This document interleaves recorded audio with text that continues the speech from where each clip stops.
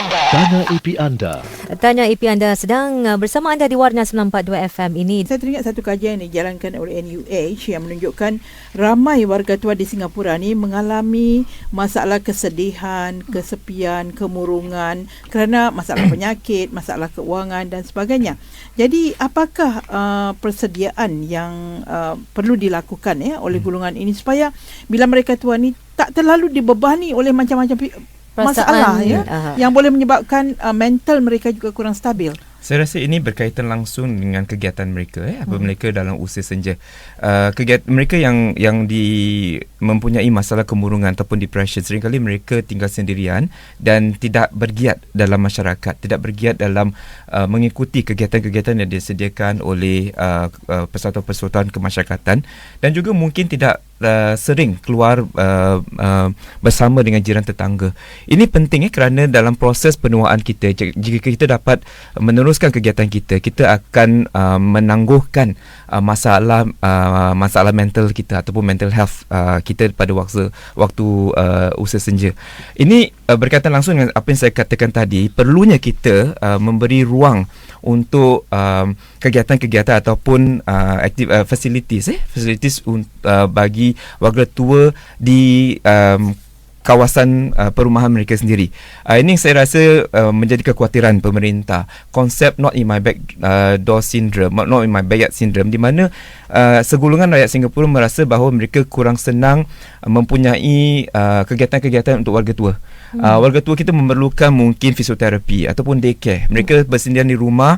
Bila anak-anak mereka keluar bekerja, mereka tidak mempunyai rakan-rakan tetangga. Jadi jika kita adakan mungkin pusat penjagaan warga tua di kolong flat, warga tua yang hidup sendirian akan dapat turun ke bawah untuk bergiat dan berkenalan dengan warga tua yang lain. Ini akan meningkatkan keupayaan mereka untuk menjalani proses penuaan mereka. Tapi sejak kebelakangan ini, jika kita lihat baru-baru ini, terdapat 2-3 contoh di mana kita cuba adakan fasiliti sedemikian, kemudahan sedemikian, tetapi warga Singapura agak merasa kurang senang, tidak mahu keadaan sedemikian di situ. Saya rasa ini adalah satu perkara yang harus kita tangani, kerana ini adalah keperluan rakyat Singapura sendiri. Warga tua adalah warga Singapura juga. Dan keadaan mereka dalam konsep kemasyarakatan, mereka memerlukan kegiatan sedemikian. Ya, tempat dan ruang untuk mereka. Bergaul sesama sendiri. Sebab golongan warga tua yang akan mengalami demensia atau nyanyuk dikatakan akan berlipat ganda kepada 180,000 orang dalam masa 10 tahun. Jadi kalau orang-orang muda sentiasa menganggap jangan buat rumah-rumah seperti ini di belakang berdekatan dengan rumah mereka. Mereka jangan lupa satu hari mereka juga akan tua. Jadi cabarannya ialah perspektif ataupun pandangan warga muda dan ini perlu ditangani dengan sebaik mungkin. Ini seperti yang cikgu katakan tadi tentang persepsi antara orang muda terhadap orang tua ni. Kadang-kadang orang muda menganggaplah ini dah pencen, dah tua, kita jangan pedulikan dia. Kita buat kita perhal sendiri.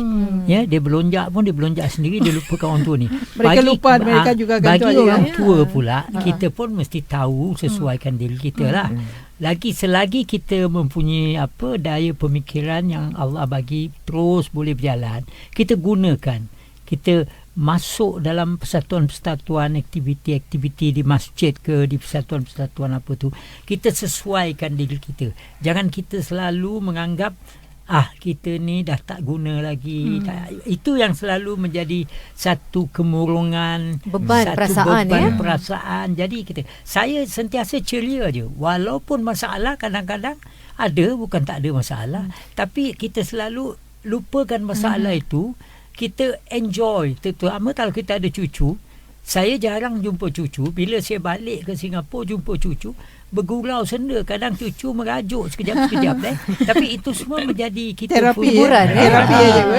Dan selalu berkumpul anak-beranak, ketawa-ketawa, enjoy. Itu pun satu daripada latihan juga. Cara kita menghilangkan kemurungan kita.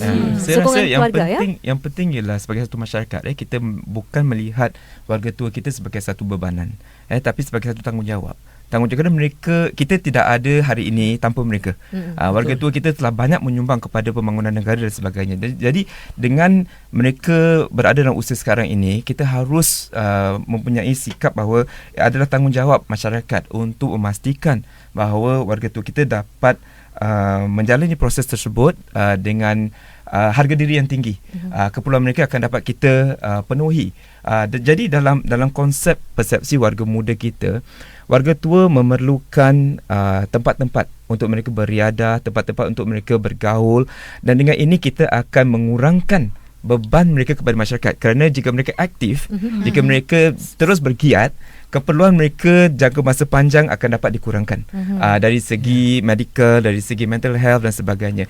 Ini adalah untuk manfaat masyarakat kita sendiri. Benar sekali ya apa yang dikatakan ya. Menua dengan sihat fizikal dan mental juga sangat diberikan penekanan.